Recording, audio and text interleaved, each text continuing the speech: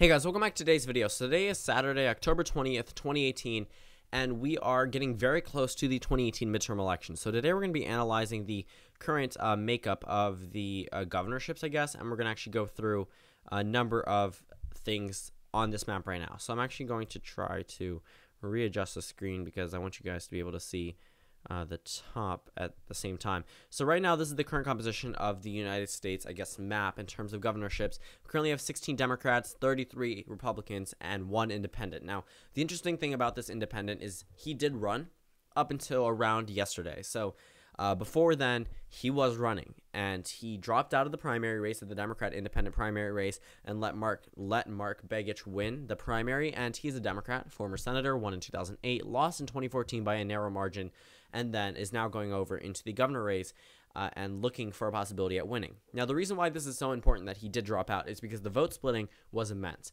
Mark Begich was getting 27% of the vote. The incumbent was getting 27% as well. And then this Republican was getting around nearing the higher end of the, I guess, 40% mark, around 44, 45, but still winning by plurality in terms of the data there. Now, whatever, I guess you could say, I think it was 18, 19 days away from the elections, and then all of a sudden he drops out. The incumbent governor drops out and drops his re-election bid and endorses the Democratic candidate. So that's why that race is going to be very contested, going to look a little bit different than where it was characterized before in the likely GOP column, and we're going to see exactly where it goes now. So we're going to start by characterizing all of our safe Democratic states. That is definitely not the GOP color. States like California, Hawaii, New York. That's it. For the safe GOP states, Nebraska, Wyoming, Idaho, not Kansas, not Oklahoma, Texas. Yes, Texas has now moved into the safe GOP column, along with the state of Arizona. That one has moved into the safe GOP column. Arkansas, Tennessee, Alabama, South Carolina, surprisingly, that one is now safe column, even after that whole debate. Let's see if we have any other states that we can characterize as safe for the GOP. Yes, we can actually. Some states that you might not expect. Massachusetts, Vermont, and my home state of Maryland is now moving into the safe column. Now, the reason behind that is because Ben Chalice has a less than 0.1% chance of winning, according to 538. So I do not expect him to win this governor race whatsoever. So we have 19 Republicans, 10 Democrats. Let's move on and start characterizing races by the likely characterization. So let's go ahead and start with the likely Democratic states. Let's see if we can find any that are really jumping out at us. So the state of New Mexico, this one would actually be a pickup for the Democratic Party, which is pretty surprising for those of you who follow elections very closely, because New Mexico is stereotyped as a Democratic state, but it still is a swing state, which is why it's a likely Democratic state, not a safe one. But we do have some GOP incumbents in a number of safe Democratic states, Vermont, Massachusetts, and the state of Maryland, and we have another one to look at in just a moment. The state of Maine is going into the likely Democratic column, which is a pickup in favor of the Democratic Party. Looking at the rest of the map, I guess you could say Oregon now would move into the likely column in favor of Kate Brown, even though her polling data may suggest that the race could get a little bit closer. That race is still going to be in favor of the Democratic Party. Pennsylvania, I'm actually going to keep in the safe column for the Democratic Party, but Michigan's probably going to move to the likely column. Again, this race is probably going to be a little bit closer, and also I've reanalyzed the data from 538, and it doesn't really agree with the type of data that I'm putting out, so I reanalyzed it and got somewhere to a point where it was keeping that in while keeping the incumbent popularity rating, past voting trends, and also current opinion polling data. So that all combined, states like Michigan and Minnesota are now in the likely Democratic column. Illinois has moved from the safe column over into the likely column. Just the fact that this incumbent is still an incumbent, so I think the incumbency factor definitely could bring this race to less than 15%, but greater than 10% in the favor of the Democratic Party. Now, in terms of states that are currently likely in favor, actually, I would characterize Colorado as a likely Democratic state at this point. Still going to be a closer race than expected. Connecticut and Rhode Island actually are two likely states in favor of the Democratic Party. Rhode Island and Connecticut were closer than expected as Democratic states, but it's all coming down to these incumbents and their unpopularity, which is the reason behind it. For likely GOP states, the state of New Hampshire is likely in favor of the GOP. The state of Oklahoma, we're actually going to come back to. Let's see if we have actually any other likely GOP states. At this point in time, I wouldn't characterize any of these states as likely in favor of the GOP.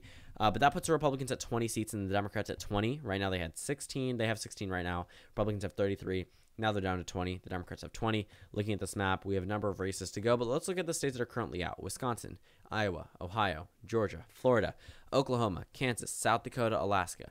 All the states I mentioned were won by Donald Trump in 2016. Only one of these states were won by Hillary Clinton in 2016, the sole state of Nevada. Now, that looks very similar to what we've been seeing on the Senate map, where all of a sudden this Senate race in the state of Nevada is a lot closer than people expected as a Democratic state and in favor of the GOP, more so than states like Arizona, which actually did vote in favor of the president in 2016. So looking at this map, we currently have 10 contested races, pretty important races, to be completely honest with you. Not so much in terms of redistricting, because I guess you could say in states like Florida, Georgia, and Ohio, which are bigger states, but states like Kansas, states like Oklahoma, states like South Dakota, or Alaska, probably not as important for redistricting. So we're looking at this map. Let's see where the GOP can hold on to a couple of races. So right now, South Dakota and Oklahoma are moving into the leaning GOP column, and they're staying there for a while. These races are a little bit closer because of the incumbents and the candidates themselves, some in favor of the Democrats, some in favor of the GOP. Some against the GOP. So let's say the incumbent in Oklahoma is unpopular, which she is, and then in South Dakota, the GOP candidate is the House of Representatives member, but the Democratic candidate is pretty good. So it comes down to these individual candidates along with the factor of the incumbent and their popularity rating. So we have 8 seats left to characterize, 22 in favor of the Republicans, 20 in favor of the Democratic Party. Let's go ahead and characterize a couple of other races. So we're going to start by characterizing the leaning Democratic states, that is the state of Wisconsin and Iowa. Those are the only 2 states in the lean Democratic column, which means these remaining 6 races are going to be characterized by the tilt characterization. That's crazy. Okay, we're looking at a number of these races. Races should not be this close, especially for governor elections, especially in these specific states. Every state that is currently contested, except for Nevada, was won by Donald Trump in 2016. So when we're looking at this map, that's not a good sign for him. Again, Alaska, Kansas, Ohio, Georgia, Florida, all states won by Donald Trump in 2016. 80% of them have GOP incumbents. The only state that doesn't is the state of Alaska, which has a current independent incumbent. But Kansas, not so much of a popular incumbent who was there before, but now they have a new incumbent who isn't necessarily as known as the one before or as unpopular. In Ohio, very popular incumbent. Georgia, okay incumbent. Florida, very popular incumbent. Okay, so when we're looking at these races, they should be in favor of the GOP, but they're not. But necessarily, governor elections aren't always reflective of the president. These are state and local elections. These things directly impact the citizens and their constituents rather than going to Washington and saying they actually impact them. Rather it be nationwide, these are statewide elected officials. These are not, Democrats would never send a Republican senator from Maryland. It's just out of the question at this point in time. Maybe in 2006, but not now. In the state of Massachusetts, they would not send a GOP senator. Maybe in 2009, not now. So we're looking at the map, we're looking at the data. It's not looking good for the GOP in a number of these states. They really should not be this close. The fact that Iowa is characterized in favor of the Democratic Party more than the state of, characterized less in favor of the GOP more, I don't know how to phrase this. The fact that South Dakota is closer than the state of Pennsylvania definitely says a lot. Okay, the fact that the state of Iowa is in the favor of the Democratic Party and the state of Maryland is not definitely says something about these incumbents and their popularity and how that this system works. This system is not necessarily the most in favor of the Democratic Party, nor is it most in favor of the GOP, but when we're looking at this map, you could say the Democrats are definitely making big gains in a number of these states. So states of Ohio, Georgia, Florida, Kansas, Nevada, and Alaska are all going to be characterized by the tilt rating, and we're going to get started with the GOP states. So Georgia, Kansas, these are 2 states we're going to characterize as tilt Republican states. The state of Nevada, right now we are going to characterize as a tilt Democratic state. Now Steve Sisolak is not doing as good as he really should be at this point, narrowing down the race, but still in favor of the Democratic Party nonetheless by a very narrow margin. These races definitely could flip at the flip of a coin, whatever. Snap your fingers. These races are going to possibly change before 2018, whereas the states like Maryland, Massachusetts, California probably aren't changing before 2018. We have 2 more states to characterize. So right now, the state of Ohio, this race is going to narrowly go in favor of Richard Cordray.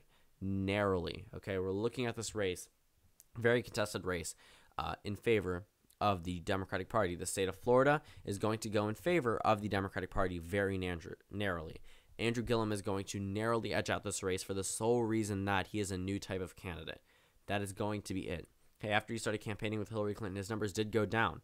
Now, that could be saying something about her, could be saying something about him, Could be saying something about the incumbent Republican or the Republican nominee, whatever it may be. This race has narrowed down enough to put it in the tilt Democratic column. As for the rest of this races, which is only one race, the state of Alaska, it goes into the tilt GOP column. This race has moved from likely to lean to tilt GOP. Now, the reason behind that is, again, with the incumbent dropping out, the Democrats' numbers are definitely going to boost up. This is not some type of standard Democrat who just ran because nobody else was. This is a Democrat who has won a statewide elected office in the state of Alaska before. In a Republican wave year in the year 2014, where the GOP took back control of the Senate, this race was still extremely contested compared to other races like Arkansas, with Democratic incumbents that were blown out by double digits, or in other races where open seats overwhelmingly went in favor of the GOP. Alaska, yes, it should be a safe GOP state. But in terms of that Senate election, it was very close, and this is not some standard Democrat who doesn't know how to win in a GOP state. This is a Democrat who definitely does know how to win. And a couple people have told me about a couple possible October surprises, and I'm not saying that those necessarily things are true, but if they do end up being true, I don't think it'll be viewed lightly in favor of the I don't think it'll be viewed lightly in the GOP. But overall, final map goes from 16 Democrats, 1 independent, and 33 Republicans to 25 Democrats and 25 Republicans. There's a huge difference in terms of the blue here to here. That's going to be a huge thing that if this map actually does come true, they're going to mention that a lot. So that pretty much wraps up today's video. Thank you guys for watching this video. Comment down suggestions below, and I will see you all tomorrow.